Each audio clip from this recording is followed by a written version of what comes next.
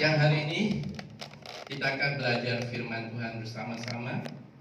Saya mengajak kita segera membuka Alkitab kita.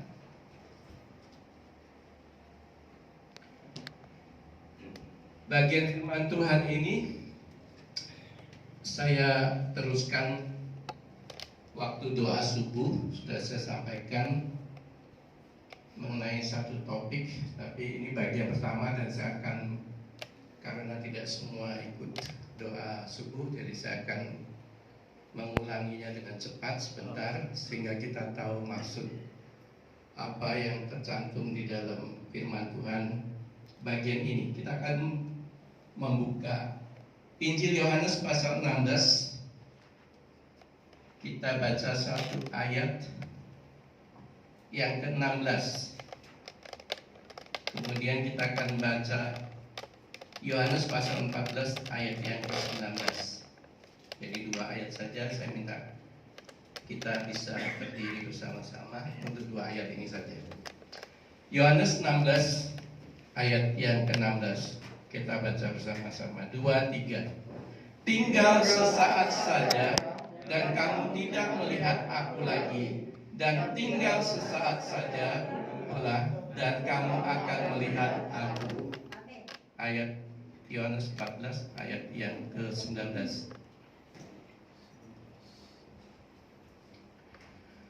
2, 3. Oh belum. Ya. 19 baik. 2, 3. Tinggal sesaat lagi dan dunia tidak akan melihat aku lagi, tetapi kamu melihat aku, sebab aku hidup dan kamu pun akan hidup. Terima kasih saudara. 2 ayat ini memberikan pengertian yang sangat mendalam bagi kita. Yang pertama, kita tahu dan sudah kita yakini bahwa Tuhan tidak akan meninggalkan kita secara sendiri. Artinya Tuhan tidak mungkin meninggalkan kita sesaat pun.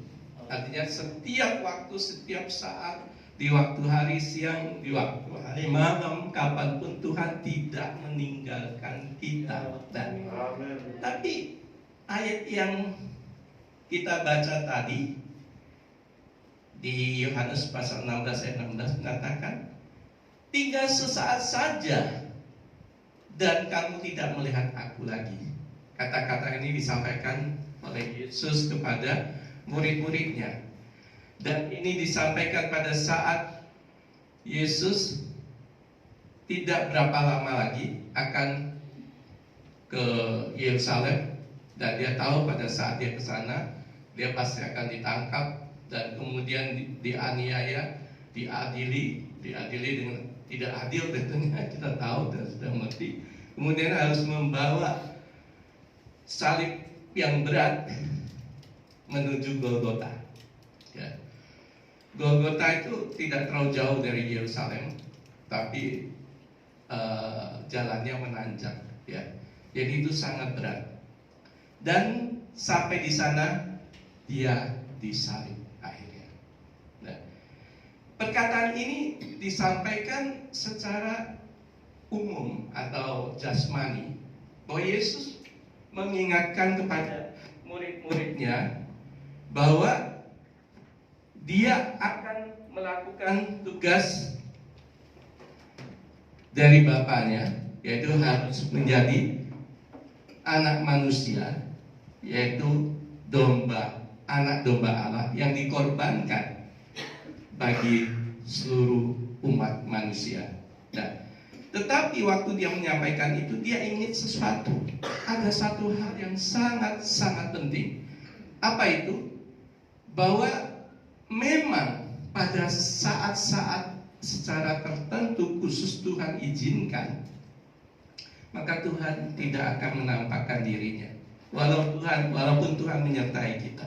Ya, karena itu dia katakan, untuk sesaat engkau tidak akan melihat aku, tapi untuk sesaat pula engkau akan melihat aku. Nah, kita lihat penjelasannya. Ayat 20. Aku berkata kepadamu, sesungguhnya kamu akan menangis dan meratap, tetapi dunia akan bergembira, kamu akan berduka cita. tetapi duka citamu akan berubah menjadi sukacita. Ini yang sering kita alami di dalam kehidupan kita. Banyak masalah persoalan diizinkan oleh Tuhan untuk mempersulit kita, membuat kita susah, membuat kita mendapatkan beban yang kadang kita tidak tahu kenapa ini bisa terjadi. Banyak persoalan hidup datang bertubi-tubi. Ya, tentunya ada sebagian orang mengalami persoalan masalah karena dia berbuat dosa. Ya, tapi kalau kita merenungkan dan kita introspeksi diri bahwa kita tidak berdosa, berarti ini ada sesuatu yang Tuhan izinkan. Amin. Amin. Kemudian ada juga orang yang membuat dirinya susah. Ada harus yang dibayar karena kebodohannya, gitu ya. Sudah tahu darah tinggi, sudah kepala 5 lagi tadi ada sana. Rekan kita mulai perhatikan. Apalagi yang kepala 6. Wah, tapi makan terus B2. Wah, enak. Nah, itu bodoh itu, ya. Nah, kita tahu bahwa Tuhan izinkan kita menghadapi masalah lewat siapa? Iblis. Kenapa? Karena Tuhan tidak bisa mendatangkan sesuatu yang tidak baik bagi kehidupan manusia. Betul apa betul? Saya merenungkan kenapa harus pakai iblis. Iblis itu memang dia setiap kali menghendaki apa yang dikerjakan, dia menipu, membunuh dan membinasakan. Saya pikir kita semua sudah tahu, menipu, kemudian membunuh. Ya, secepat mungkin seumur muda sekali iblis berusaha untuk membunuh setiap orang supaya dia tidak mempunyai kesempatan untuk selamat dan membinasakan, yaitu binasa kekal di neraka bersama-sama dia.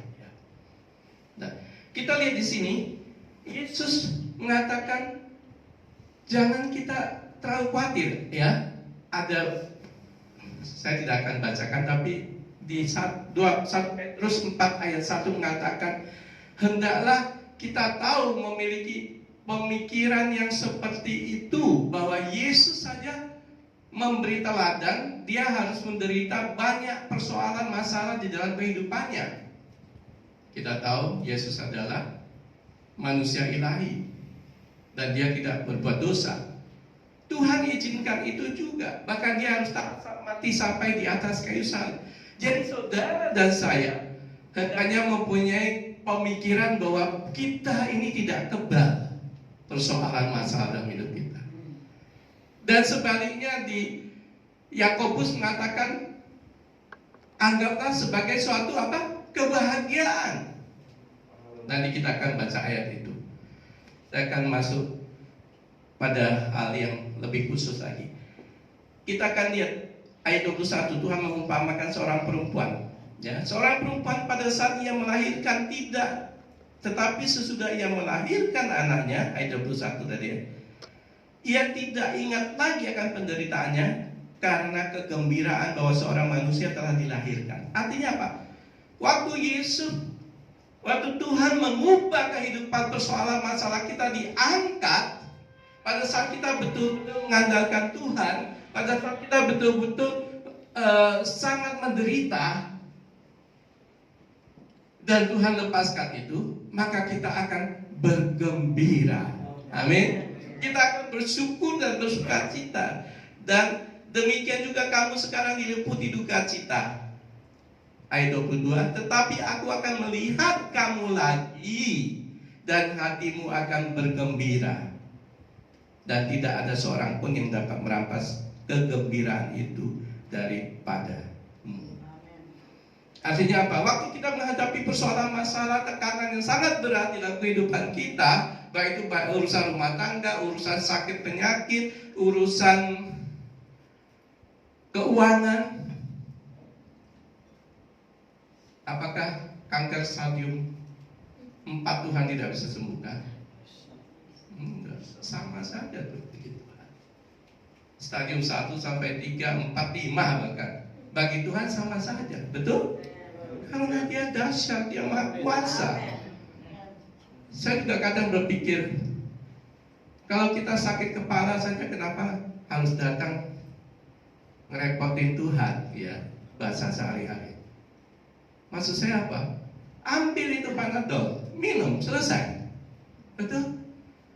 Tapi saudara dan saya akan bergembira, akan merasa sangat sukacita dan melihat Tuhan. Nah, ini yang mau saya sampaikan. Kita baca ulang ayatnya 22. Jika kamu sekarang diliputi duka cita, tetapi aku akan melihat kamu lagi. Akan apa? Melihat kamu lagi. Betul? Tadi ayat yang pertama sebagai ayat utama yang kita nyanyi, tinggal sesaat lagi saja kamu tidak melihat aku, dan lagi tinggal sesaat saja pula, artinya kemudian saat lagi, tidak lama, sesaat, dan kamu akan melihat aku. Artinya Tuhan hadir, bukan secara fisik. Tuhan itu roh, memang tidak bisa lihat. Ada seorang yang melihat Tuhan. Siapa? Menurut firman Saulus, langsung matanya buta. Tapi Tuhan akan menampakkan dirinya lewat persoalan masalah saudara dan saya yang dilepaskan.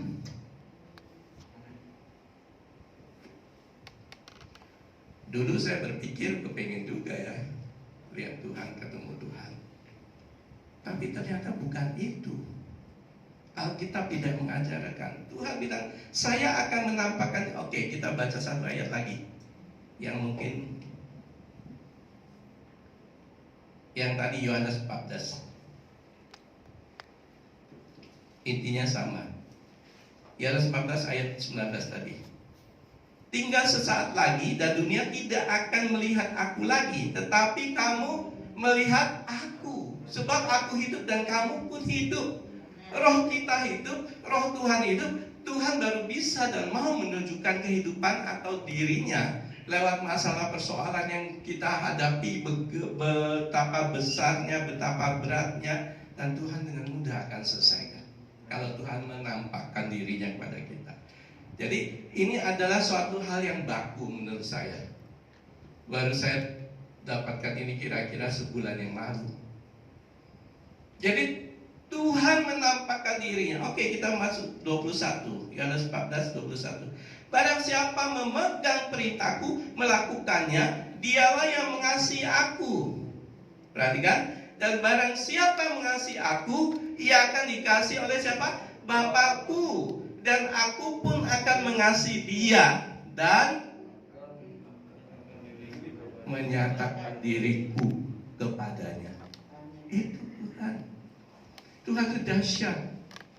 Tuhan ingin setiap waktu beserta dengan kita. Tapi Tuhan ingin membawa kita suatu level yang lebih tinggi. Karena Tuhan izinkan, tadi kita sudah menyatakan bahwa setiap persoalan masalah Tuhan bekerja dan kita akan menjadi pemenang dari masalah itu. Bukan hanya sekali, pemenang. Dari satu persoalan kepada persoalan ini sudah Tuhan menangkan. Kita akan lagi munculkan, nanti kita akan masuk ke situ. Tapi intinya saya mau beritahu bahwa Tuhan ingin menampakkan dirinya, kuasanya, pada saat kita mendapat masalah persoalan yang berat khususnya. Kalau cuma persoalan tadi saya memberi contoh yang ringan, tentu saudara bingung kalau sembuh, Tuhan yang sembuhkan atau obat.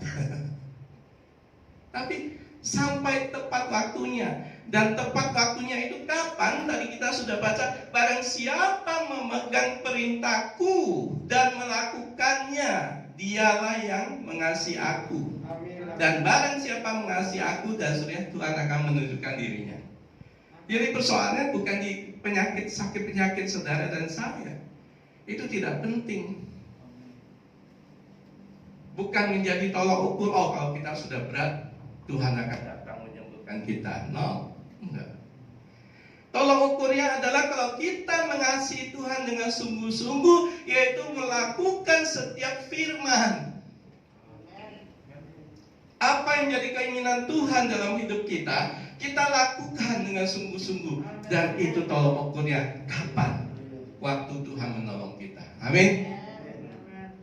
Itu yang perlu kita perhatikan. Baik, kita masuk ke bagian yang kedua. Bagian kedua ini kita ambil satu gambaran atau contoh dari Keluaran dari bangsa Israel.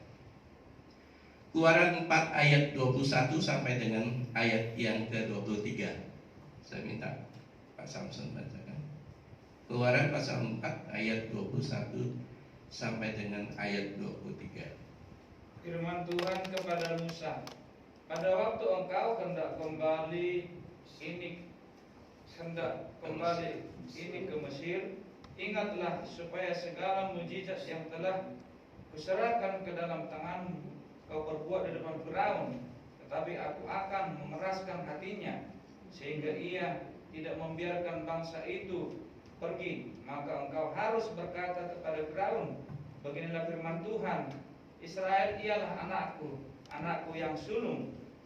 Sebab itu aku berfirman kepadamu, biarkanlah anakku itu pergi, supaya ia beribadah kepadaku. Tetapi jika engkau menolak membiarkannya pergi, maka aku akan membunuh anakmu yang sulung. Ya, cukup, terima kasih. Sampai situ aja. Oh iya, silakan 23. Ya, masih. Sebab itu aku berfirman kepadamu, biarkanlah anakku itu pergi, supaya ia beribadah kepadaku. Tetapi jika engkau menolak membiarkannya pergi, maka aku akan membunuh anakmu yang sulung. Amin. Saya akan ulangi yang ayat 23. Aku berfirman kepadamu, Tuhan Allah, pencipta alam semesta, berfirman kepada siapa? Musa.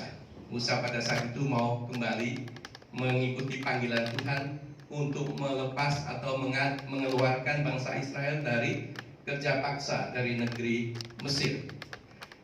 Demikian firman Tuhan, biarkanlah anakku itu pergi, yaitu Israel, supaya ia beribadah kepadaku.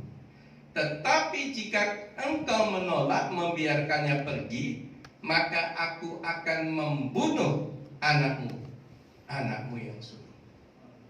Ini firman Tuhan. Saudara tahu ceritanya betapa lama Tuhan mendorong, Tuhan mengawal dengan kasih-Nya supaya Firaun tidak keras hatinya. Ada berapa kali sebelum sampai firman Tuhan ini, persoalan masalah muncul di dalam kehidupan Firaun dan kehidupan semua orang Mesir. Berapa kali? Saya kira kita sudah hafal. Sebelum yang ke-10, berapa kali? 9 kali sebelum sampai ke 10. Baik, saya akan bacakan 9 kali apa. Saya kira kita sudah hafal. Kebanyakan ini banyak dari waktu sekolah minggu, ya. Saya akan bacakan dan saya sudah kumpulkan di sini. Air menjadi darah yang pertama. Kemudian kedua, kata. Kemudian apa lagi? Nyamuk. Kemudian apa lagi? Lalat pikat. Kemudian apalagi? Sampah pada ternak. Kemudian bara. Bara itu saya lihat terjemahnya ada luka bisul yang bernanah kepada orang-orang Mesir. Hujan es, belalang, ya, belalang yang luar biasa jutaan yang hadir. Gelap gulita. Waktu di Mesir gelap gulita, di daerah orang Israel, di daerah Goshen tetap terang seperti biasa. Kematian anak sulung manusia dan hewan. Saudara, setelah saya baca mengerti hal ini, saya katakan, Tuhan, Firaun saja diberi kesempatan 9 kali. Supaya apa? Supaya kita melakukan firman Tuhan. Firaun 9 kali diberi cobaan masalah, sampai akhirnya berapa kali dia harus panggil Musa. Ya sudah, biarlah bangsa Israel keluar, kami sudah nggak tahan lagi. Banyak orang-orang Mesir yang menangis karena kekerasan Raja Firaun. Firman itu sudah disampaikan, firman itu harus terjadi. Sebab yang memberi firman itu siapa? Pencipta langit dan bumi. Tapi Tuhan tidak semata-mata. Makanya kadang kita berpikir, kenapa sampai 9 kali ya? Ini ketemu alasannya. Tuhan mendorong, mengingatkan Firaun, kamu jangan binasa. Jangan sampai saya hukum membunuh anak-anakmu yang sulung. Lepaskanlah atau biarkanlah bangsa Israel itu bisa menyembah saya di Gunung Horeb atau Gunung Sinai, dekat ya Horeb. Jadi kita lihat, saudara dan saya banyak kali menghadapi persoalan, menghadapi tantangan masalah dalam hidup ini. Itu adalah kebaikan Tuhan untuk mendorong, mengawal saudara untuk sungguh-sungguh melakukan firman Tuhan. Supaya kita tekun, kayak kata Yakobus.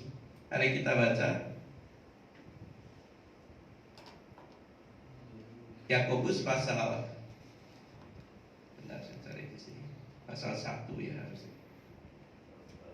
Ya, Yakobus pasal 1 ayat 1, 2 atau 2, 3, 4 saja. Saya akan bacakan. Yakobus pasal 1 ayat 2. Saudara-saudaraku, anggaplah sebagai suatu kebahagiaan apabila kamu jatuh dalam berbagai-bagai pencobaan. Sebab kamu tahu bahwa ujian terhadap imanmu itu menghasilkan ketekunan. Ini yang Tuhan inginkan. Berikutnya kita perhatikan. Dan biarkanlah ketekunan itu memperoleh buah yang matang, supaya kamu menjadi sempurna, utuh, dan tidak kekurangan suatu apapun. Ini Tuhan janjikan. Bukan hanya Tuhan lepaskan saudara dan saya dari persoalan masalah, tapi Tuhan siap memberkati kita, supaya kita tidak berkekurangan satu apapun. Ada amin? Amin. Tadi sudah ada yang bersaksi, firman Tuhan ini luar biasa. Tuhan sediakan semuanya. Tidak ada satu kekurangan apapun. Di tempat bagian yang awal itu, kita baca di Yohanes pasal 16 itu, di bawahnya mengatakan bahwa kita akan tidak sempat, tidak akan berkata apa-apa lagi untuk komplain kepada Tuhan. Sebab hidup kita dicukupi dengan semuanya. Pada saat Esau diberitahu Ishak, ya, dia mau memberkatinya. Apa yang diminta Ishak? Ishak bilang, anakku, pergilah berburu. Dapatlah hasil pemburuan itu, kemudian masaklah makanan yang enak untukku. Ada amin? Itu didengar oleh Ribka yang lebih mengasihi Yakub. Kemudian dilakukan apa yang perintah Tuhan kepada Esau. Akhirnya kita tahu Yakub yang mendapat berkat. Tuhan ingin memberkati saudara. Tuhan ingin menjadikan saudara mercusuar. Artinya kuasa Tuhan ada dalam diri kita, kedaulatan dan kehebatan Tuhan di dalam hidup kita. Tuhan bisa sediakan segala sesuatu. Persoalannya, apakah kita sudah masuk kepada tahap itu? Apakah kita sudah melakukan sesuatu mengasihi Tuhan? Apakah kita sudah melakukan firman Tuhan dengan sungguh-sungguh dan mengatakan semua firman Tuhan ini untuk saya? Sudah cukup lama saya kalau mendengar firman Tuhan, siapapun menyampaikan di atas mimbar, kalau itu benar dan itu adalah firman Tuhan yang saya tahu sama seperti apa yang saya pelajari, saya teliti di dalam Alkitab, maka saya katakan itu firman buat saya. bukan untuk tetangga saya, bukan untuk orang dia yang cerewet, bukan untuk dia yang tidak bisa menahan diri. No, untuk saya. Mana yang kurang, mana yang tidak benar dalam hidup saya, maka saya akan perbaiki. Sebab itu firman. Saudara, hidup yang sempurna ini kita idam-idamkan. Itu hanya terjadi kepada orang percaya. Itu tidak bisa terjadi kepada orang yang tidak mengenal Tuhan. Karena itu saya mendorong, maka Tuhan bilang, sampai saat ini kamu belum meminta. Artinya kita tidak sungguh-sungguh meminta dan tahu bahwa Tuhan menyertai hidup kita. Walaupun Tuhan tidak menunjukkan kuasanya pada saat-saat tertentu, tapi Tuhan tetap melihat setiap masalah persoalan yang terjadi dalam hidup kita. Dan itu harus kita mengerti. Yesus sangat mengasihi saudara dan saya. Dan kenapa masalah persoalan cobaan itu yang disebutkan harus ada di dalam hidup kita yang terakhir. Dan ini sangat penting. Sama persis seperti apa yang kita pelajari mengenai Firaun. Firman Tuhan.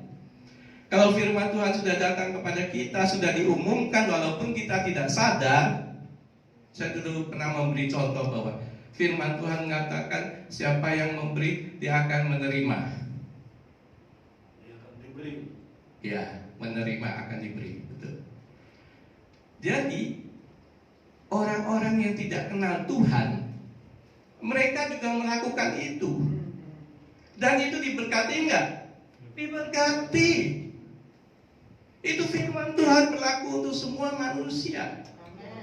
Dan firman itu sudah disampaikan seperti Raja Ahasiveros di zaman Esther. Kita semua tahu ya.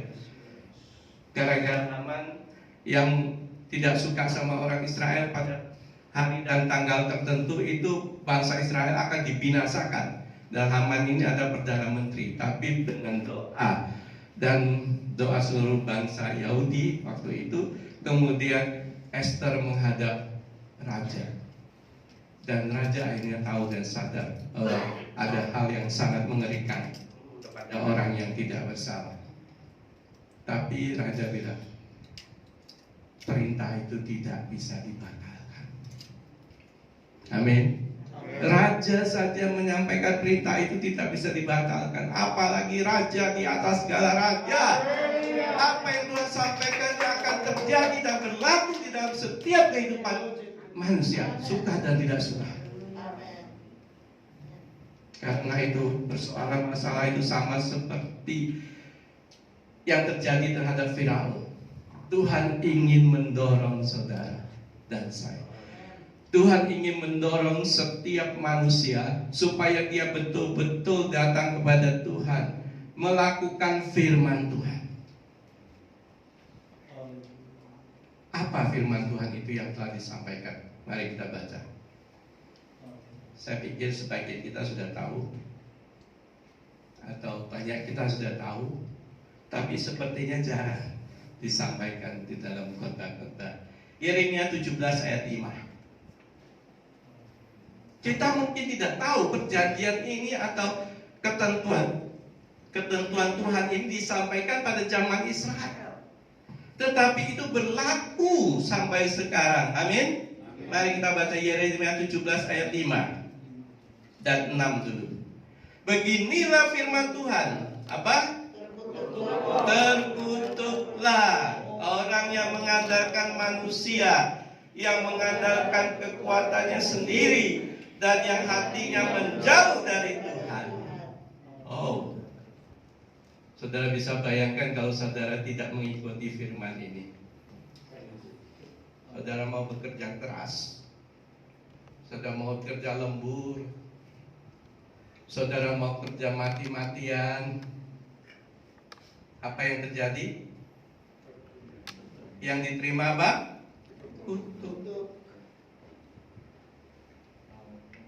Karena itu Tuhan ingin memposisikan orang percaya masuk ke bagian yang Tuhan ingin memberkati.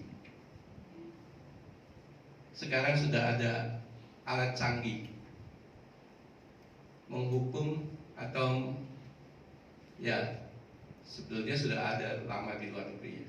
Saya hanya untuk umpama saja. Contoh, kalau kita melakukan kesalahan di lampu merah, itu ada CCTV, betul? CCTV itu menunjukkan kita salah melawan hukum lalu lintas. Nah, saya pikir Tuhan memiliki komputer yang lebih canggih, betul? Tuhan tidak usah ngurusin urusan saudara siapapun yang melanggar perintah Tuhan, tapi komputer Tuhan akan langsung akan memberi kutuknya, hukumannya kepada kita kalau kita tidak melakukan firman Tuhan. Amin. Amin. Ini yang Tuhan inginkan kita, sampai satu saat kita mengenal Tuhan dengan sungguh-sungguh dan keinginan Tuhan di dalam hidup kita. Di sini dikatakan terkutuklah orang yang mengandalkan apa? Manusia. Siapa yang tidak mengandalkan manusia? Banyak. Mengandalkan orang yang dia kenal sebagai pejabat yang mungkin bisa membantu dia menghadapi kesulitan. Mungkin orang tuanya kaya raya, siapa tetangganya, kenalannya dan seterusnya. Dan kemudian mengandalkan kekuatan sendiri. Ternyata itu tidak boleh. Siapa yang tidak mengandalkan kekuatan sendiri? Hampir semua orang, kecuali kalau dia sudah mengerti firman. Dan manusia memang dihadapi dengan persoalan waktu dia diusir keluar dari Taman Eden. Semua dia harus atasi dengan caranya sendiri, kepintarannya sendiri, pikirannya sendiri, dengan coba-coba, dan akhirnya pengetahuan makin lama makin tambah. Tapi Tuhan tidak boleh. Dan ini firman. Amin. Tadi kita sudah katakan firman itu akan terjadi. Firman bilang tidak baik, tidak benar, terkutuk, ya terkutuk.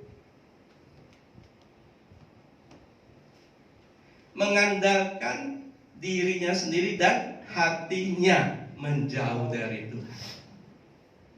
Ayat 6 saya akan baca secepatnya.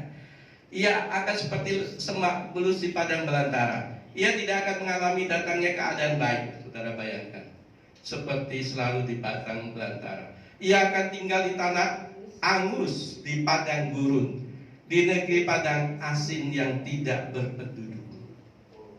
Sangat parah. Nah, kita lihat ayat 7 sebaliknya. Diberkatilah orang yang mengandalkan Tuhan, yang menaruh harapannya kepada Tuhan. Ia akan seperti pohon ditanam di tepi air, yang merambatkan akar-akarnya ke tepi batang air. Diberkatilah orang yang mengandalkan Tuhan. Tapi ini tidak dimengerti oleh orang luar. Tapi saudara dan saya adalah orang-orang yang mengerti, bahkan mengalami dan tahu persis siapakah Tuhan yang benar, Tuhan yang sesungguhnya. Kita harus mengandalkan Tuhan. Banyak persoalan boleh timbul dalam kehidupan kita. Tuhan lepaskan, Tuhan bebaskan. Dari yang kecil, satu pengalaman pemenang menjadi pemenang yang lain, dan sampai satu saat, dan setiap kali kita mengalami kemenangan, Tuhan tambahkan iman kita. Tuhan menunjukkan sukacitanya, dan kita juga merasa kegembiraan yang sangat besar karena Tuhan begitu nyata. Tuhan menunjukkan dirinya. Dan kita teruskan ayat yang ke-8. Dan yang tidak mengalami datangnya panas terik, yang daunnya tetap hijau, yang tidak khawatir dalam tahun kering, dan yang tidak berhenti menghasilkan buah. Firman Tuhan. Firman Tuhan sudah dikeluarkan menjadi ketentuan hukum bagi setiap orang. Karena itu Tuhan Yesus sadar waktu dia berkata-kata, dia dengan berat hati harus meninggalkan sementara murid-muridnya. Tapi Tuhan ingat, ada satu yang lebih penting. Kalau saudara dan saya mengalami kesulitan, masalah, persoalan yang kita sadar bukan itu karena kesalahan kita atau kebodohan kita, maka kita akan sadar bahwa Tuhan ingin bawa kita kepada level yang lebih tinggi. Di mana Tuhan akan menunjukkan dirinya, supaya kita lihat kehebatan Tuhan, supaya kita lihat Tuhan betul-betul nyata dalam hidup kita, supaya kita bisa bersyukur dan bergembira bahwa kita berbeda dengan orang lain, bahwa kita adalah milik Tuhan, kita dikuasai hidup kita. Tidak ada satu pun lembar rambut yang jatuh tanpa seizin Tuhan. Mari siang hari ini kita sadar, kalau kita ada persoalan masalah dan kita tahu persis bahwa itu bukan karena kelemahan kesalahan kita, maka kita akan datang dan bersyukur. Ucapkan syukur pada Tuhan dan katakan, saya mengandalkan Tuhan. Memang saya tidak bisa apa-apa. Saya tidak menyampaikan firman ini dengan apa?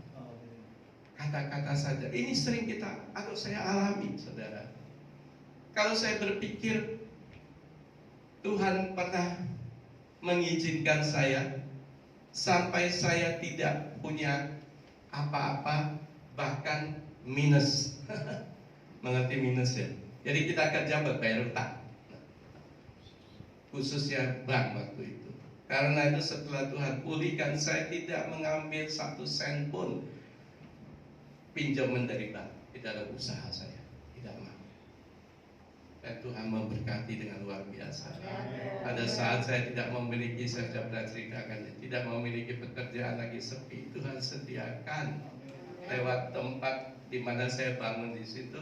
Tahu-tahu pabriknya, gedung yang lain terbakar.